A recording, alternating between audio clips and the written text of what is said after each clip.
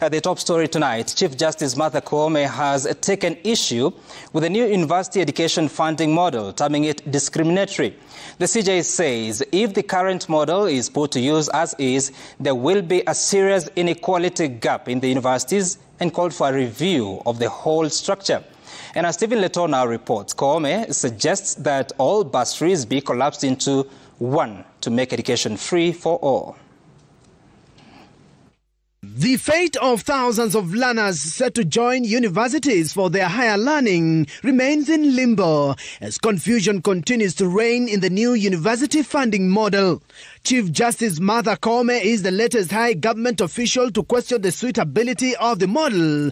Koome says the new model will trigger an unprecedented inequality in the institutions of higher learning.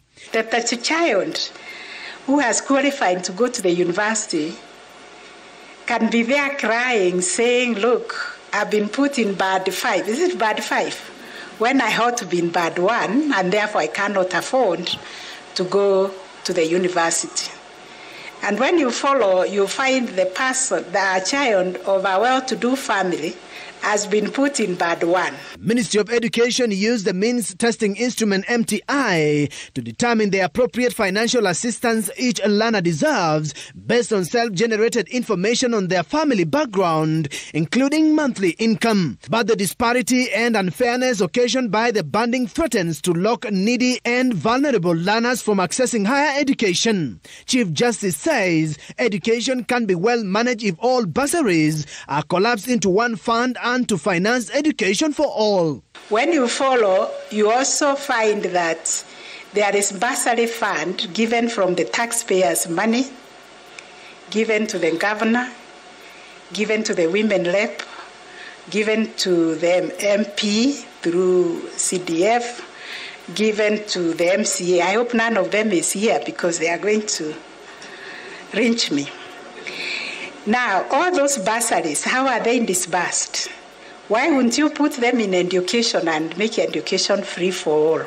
Senior counsel and NAK Kenya leader Martha Karua termed the model as unconstitutional, open to manipulation. According to Karua, no or little public participation was done before the government embarked on the new funding model, which was hurriedly implemented.